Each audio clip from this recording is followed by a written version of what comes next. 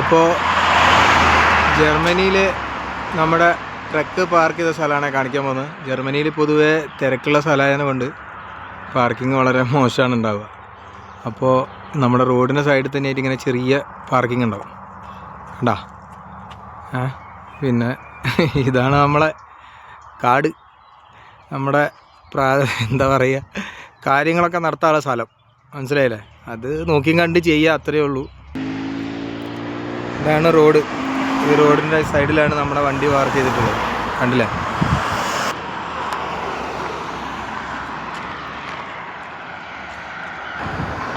ഇങ്ങനത്തെ പാർക്കിംഗ് ഒക്കെ വരുന്നേരം ഇതേ ഉള്ളൂ. ഇപ്പോൾ പെട്ടെന്ന് ജർമ്മനിയിൽ പൊതുവേ പാർക്കിംഗ് വളരെ മോശമാണ് കേട്ടോ. അപ്പോൾ ഇങ്ങനെ റോഡ് സൈഡിൽ ചെറിയ പാർക്കിംഗ് ഉണ്ടാവും, അവിടെ കൊണ്ടുപോയി ഒതുക്കുക.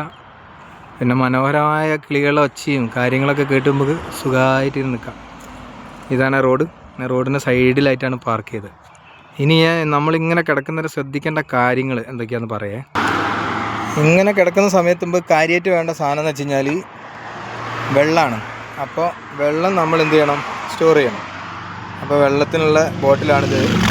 വേറൊരു ബോട്ടിലുണ്ട്, ഇത് 20 ലിറ്ററിൻ്റെ ആണ്, അത് 5 ലിറ്ററിൻ്റെ. ഇനി വേറെ ഒന്നും കൂടെ ഉണ്ടേ, കാണിച്ചു തരാം. പിന്നെ എങ്ങനെയൊക്കെ കിടക്കുന്നവർ കാര്യമായിട്ട് ശ്രദ്ധിക്കേണ്ടത് പറഞ്ഞു കഴിഞ്ഞാൽ ഇതാ നമ്മുടെ ഡീസലിൻ്റെ ടാങ്ക്, ഇത് പൊട്ടിച്ചിട്ട് ഡീസൽ എടുത്തുകൊണ്ട് പോകുന്ന പരിപാടിയുണ്ട്. ഇപ്പോൾ പൊതുവേ ആയിട്ട് ഇവിടെ നടന്നുകൊണ്ടിരിക്കുന്നൊരു കാര്യമാണ്.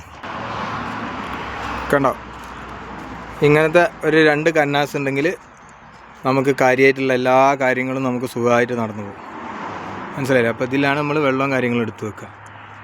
പിന്നെ ഇവിടെയൊക്കെ പൊതുവേ എന്ന് പറഞ്ഞു കഴിഞ്ഞാൽ ആരും അങ്ങനെ എന്ത് ചെയ്യില്ല, കാട് നശിപ്പിക്കില്ല, മനസ്സിലായില്ല? അതിനോണ്ട് നമ്മളും അങ്ങനെയൊന്നും ഇല്ലാണ്ട് നിൽക്കുകയാണെങ്കിൽ നമുക്കും ഇവിടെ വിഷയമില്ലാണ്ട് കാര്യമായിട്ട് സുഖമായിട്ട് നിൽക്കാം, മനസ്സിലായോ? അപ്പോൾ പാർക്കിങ്ങിന് ഒന്നും കിട്ടിയില്ലെങ്കിൽ നമ്മൾ എന്താ ചെയ്യുക, ഇങ്ങനെ എക്സിറ്റ് അടിച്ചതിന് ശേഷമാണ് നമ്മളിങ്ങനെ കാര്യങ്ങളൊക്കെ ചെയ്യുക, മനസ്സിലായോ? പിന്നെ വളരെ എന്താ പറയുക, ഇതിൽ തന്നെ നിങ്ങൾ കേൾക്കുന്നില്ലേ കിളികളുടെ ഒച്ചയും കാര്യങ്ങളൊക്കെ. വളരെ ശാന്തമായിട്ടുള്ളൊരു സ്ഥലമാണ് കേട്ടോ. അപ്പോൾ ഇതൊക്കെയാണ് പാർക്കിങ്ങിൻ്റെ.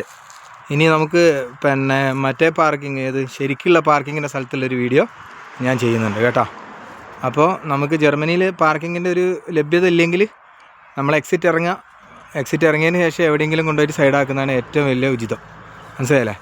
അപ്പോൾ വേറെ വിഷയങ്ങളൊന്നുമില്ല, പോലീസിൻ്റെ ഭാഗത്തുനിന്നും വലിയൊരു വിഷയവും കാര്യങ്ങളൊന്നും കിട്ടില്ല. ടാക്കോ പൊട്ടിച്ചിട്ട് വെറുതെ നമ്മളെ പോലീസിൻ്റെ അടുത്ത് പോയിട്ട് പെടേണ്ട ആവശ്യമില്ല. അപ്പോൾ എല്ലാവരും ഒന്ന് സബ്സ്ക്രൈബ് ചെയ്യണേ. Okay, thank you.